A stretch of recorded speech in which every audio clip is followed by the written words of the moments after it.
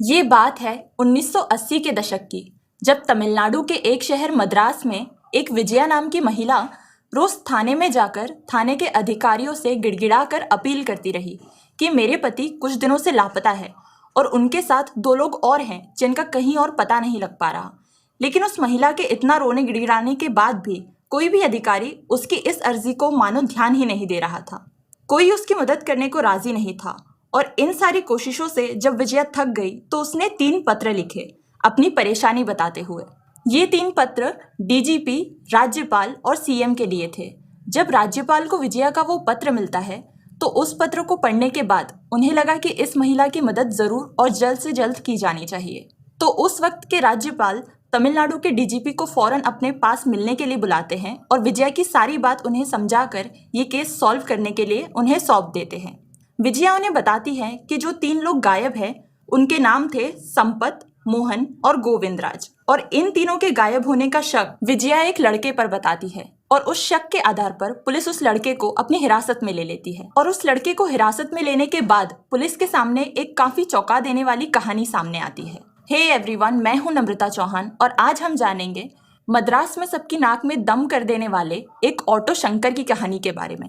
दरअसल जिस लड़के को पुलिस ने अपनी हिरासत में लिया था उसका नाम था गौरी शंकर, जिसका जन्म 21 जनवरी 1954 को तमिलनाडु के ही वेल्लोर जिले के कांगूनल्लूर गांव में हुआ था। लेकिन कुछ समय बाद गौरी शंकर और उसके परिवार वाले उस गांव को छोड़कर मद्रास के ही मायलापुर की झुग्गी झोपड़ियों में आकर रहने लगते हैं। वहां शुरुआत में अपने और अपने परिवार के गुजर बसर के लिए गौरी शंकर एक हाथ रिक्शा चलाकर कुछ पैसे जमा करता है और उन पैसों से वो एक ऑटो रिक्शा खरीद लेता है। इस ऑटो रिक्शा से उसकी ज़िंदगी ठीक ठाक ही चल रही होती है और साथ ही साथ इस ऑटो रिक्शा के ड्राइवरी के काम से गौरी शंकर को मद्रास के चप्पे चप्पे की अच्छी तरह से जानकारी हो चली थी। जब भी गौरी शंकर के रिक्शा में कोई सवारी आती वो उनसे बातें करता और उनकी तरह तरह की बातें भी सुनता, जो भी लोग उसके रिक्शा में बैठकर आपस में बातें किया करते थे। अब इसी तरह से कई साल बीते और एक दिन मद्रास में शराबबंदी का ऐलान किया गया। अब अगर वहां कोई भी शराब खरीदने या बेचने की कोशिश करता तो उसके ऊपर सख्त से सख्त कानूनी कार्रवाई की जाती। अब भले ही सरकार ने शराबबंदी का ऐलान तो करवा दिया था, लेकिन शराब पीने वाले लोग तो शराब को खरीदने के लिए कितनी भी कीमत चुकाने को तैयार थे। और क्योंकि गौरी शंकर को ज्यादा से ज्यादा पैसे कमाने की चाहत थी, उसे ये शराबबंदी एक पैसा कमाने की अच्छी अपॉर्चुनिटी की तरह नजर आई और वो कुछ ऐसे लोगों से मिलना शुरू कर देता है जो कि शराब की तस्करी किया करते थे।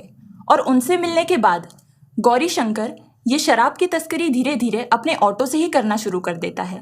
लेकिन जब जगह जगह चेकिंग होने लगी तो गौरी शंकर को लगा कि इस धंधे में बहुत रिस्क है और उसे कुछ ऐसा करना था जिसमें रिस्क कम और पैसा ज्यादा हो। फिर भी कैसे तैसे करते हुए शराब की तस्करी का काम करते हुए लगभग 1 साल बीत चुका था और अब तक गौरी शंकर एक जगदीश्वरी नाम की महिला से शादी भी कर चुका था। कुछ समय बाद गौरी शंकर और जगदीश्वरी को 4 बच्चे भी हो जाते हैं। अब गौरी शंकर शराब की तस्करी का काम छोड़कर सोचता है कि अगर लड़कियों की सप्लाई की जाए तो उसे पैसे भी ज्यादा मिलेंगे और उस काम में रिस्क भी कम होगा। इसी सोच के साथ वो वेश्यावृत्ति के इस काम में उतर आया और सुंदर सुंदर लड़कियों को सप्लाई करने लगा। इस धंधे में गौरी शंकर धीरे धीरे अपने पैर जमा रहा था और अब तो उसे नेताओं और अधिकारियों के फोन आने लगे थे लड़कियों के लिए। कई बड़े बड़े नेता उससे लड़कियां अपने पास बुलवाने लगे और क्योंकि वो पहले ऑटो चलाने का काम करता था, इसीलिए अब सब लोग उसे उसके असल नाम से ज्यादा ऑटो शंकर के नाम से कहकर बुलाने लगे और यही उसकी पहचान बन गई। अब कुछ समय बीता गौरी शंकर को वुमेन ट्रैफिकिंग का काम करते हुए। गौरी शंकर अब इस काम में अच्छा खासा पैसा कमा रहा था और सब कुछ ठीक ठाक ही चल रहा था। पर साल 1980 में गौरी शंकर एक ऐसे इंसान से टकरा जाता है जो इस काम में पहले से ही अपने पैर अच्छी तरह से जमा चुका था।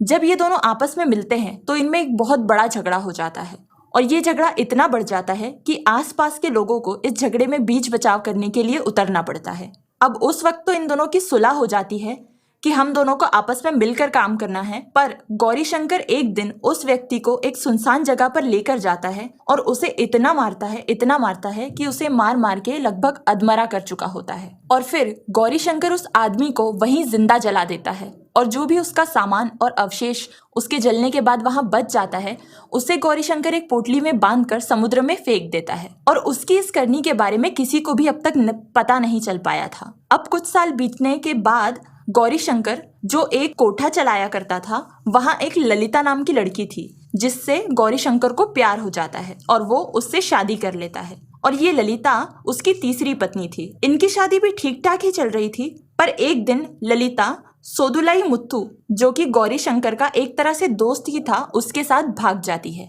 गौरीशंकर उसे हर जगह ढूंढने की कोशिश करता है, पर ललिता और सोदुलाई मुत्तू उसे कहीं भी नहीं मिल पाते। इसी बीच गौरीशंकर का वैश्यावृत्ति का काम बहुत ही तेजी से चलने लगा। पहले तो वहां सिर्फ नेता आया करते थे, पर अब वहां पुलिस के कई बड़े बड़े पोस्ट के अधिकारी भी आने जाने लगे और गौरीशंकर धूम से पैसा कमाने लगा।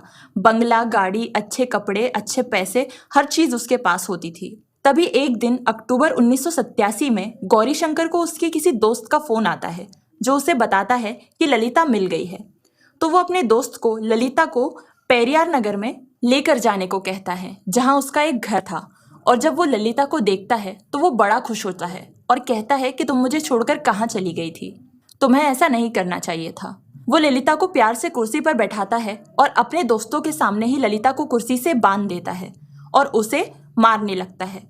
उसके दोस्त उसे रोकने की काफी कोशिश करते हैं, पर वो किसी की भी नहीं सुनता और ललिता को पीट पीट कर जान से मार देता है और वहीं उसी घर में उसकी कब्र बनाकर उसे दफना देता है। और कुछ दिनों बाद ललिता के प्रेमी सोदुलाई मुत्तू को भी शराब पिला पिलाकर नशे में धुत कर कर उसे भी जिंदा जलाकर मार देता है और उसके अवशेष को भी समुद्र में फेंक आता है। अब जब सोदुलाई मुत्तू अपने घर नहीं लौटा तो उसके परिवार के लोग घबरा गए और उसे हर जगह ढूंढने लगे, पर उन्हें सोदुलाई कभी नहीं मिलता। और मिलता भी कैसे, वो तो अब इस दुनिया में था ही नहीं। सोदुलाई मुत्तू का एक दोस्त जिसका नाम रवि था, वो भी सोदुलाई मुत्तू को हर जगह ढूंढता है। इसी बीच उसने ललिता को भी ढूंढने की काफी कोशिश की क्योंकि ललिता भी गायब थी। इसी तलाश में वो गौरीशंकर के पास पहुंचता है और उससे पूछता है कि क्या तुम्हें पता है कि सोदुलाई कहाँ है? मैंने उसे हर जगह ढूंढा पर वो मुझे कहीं भी नहीं मिला। अगर तुम्हें कुछ पता हो तो मुझे प्लीज बता दो, नहीं तो मुझे पुलिस से मदद मांगनी होगी। ये बात सुनकर गौरीशंकर थोड़ा घबरा जाता है कि कहीं उसका राज ना खुल जाए। तो वो रवि से कहता है कि तुम पेरियार नगर पहुंचो, तुम्हें सोदुलाई वहीं मिलेगा।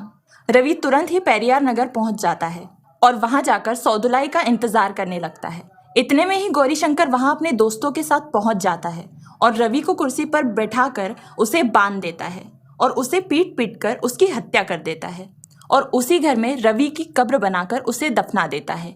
यहाँ तक कि कई लोगों का ये भी कहना है कि गौरीशंकर ने उसे दीवार में चुनवा दिया था, पर सच क्या है ये आज तक साफ नहीं हो पाया। अब साल आया 1988 का, जब लगातार मद्रास से लड़कियां गायब हुई जा रही थी। एक के बाद एक 9 लड़कियां मद्रास से गायब हो चुकी थी।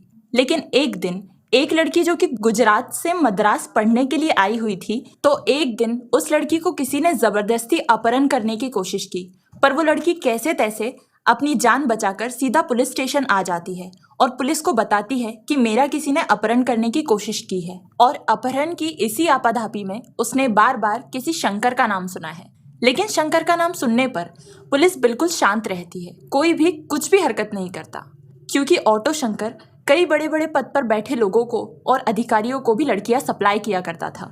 इसीलिए उसके खिलाफ शिकायत आने पर भी पुलिस कोई एक्शन नहीं लेती थी, क्योंकि ऑटो शंकर की पहुंच बहुत ऊपर तक थी और उसके पास बेशुमार पैसा भी था। इसीलिए किसी में इतनी हिम्मत नहीं थी कि वो शंकर को दबोच सके। इसी बीच वुमेन ट्रैफिकिंग करने वाले दूसरे गुट के 3 लोग जो कि थे संपत, मोहन और गोविंद राज, ये तीनों लोग गौरीशंकर यानी ऑटो शंकर से कहते हैं कि तुम हमारी लड़कियां सप्लाई करते हो, उनसे पैसे कमाते हो, तो तुम्हें हमें भी पैसे देने होंगे।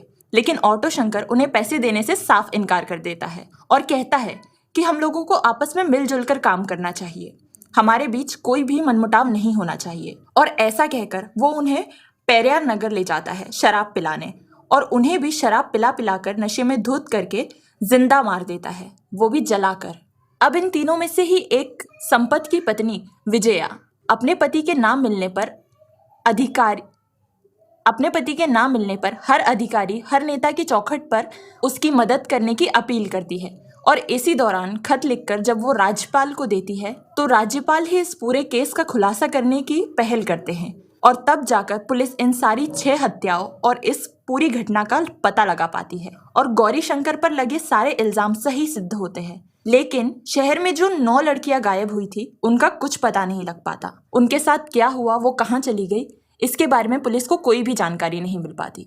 और अब गौरी शंकर जेल की सलाखों के पीछे होता है। पर एक बार 20 अगस्त 1990 को गौरी शंकर अपने साथियों के साथ जेल में कुछ लोगों को रिश्वत खिलाकर जेल से भागने में कामयाब भी हो जाता है।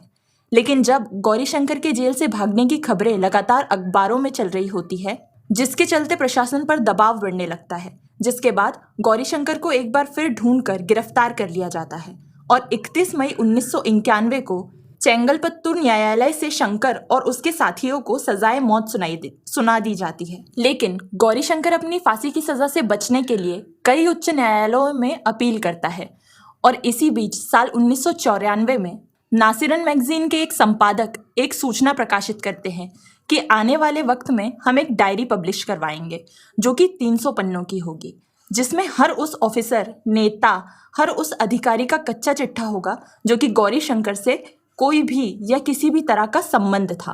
ये डायरी खुद गौरी शंकर ने चेंगलपंत जेल में बैठे बैठे लिखी थी, जिसमें उसने अपनी सारी कहानी और अपनी सारी काली करतूतें और अपने बड़े बड़े लोगों से जान पहचान के बारे में लिखा था और किस किस अधिकारी ने कब कब और कितनी बार लड़कियां अपने घर पर बुलवाई थी, उन सब का पूरा सच भी उसने उस डायरी में लिख दिया था। और अब इस डायरी के पब्लिश होने का लोगों को बेसब्री से इंतजार था, क्योंकि अब सारे भ्रष्ट लोगों की पोल खुलने वाली थी।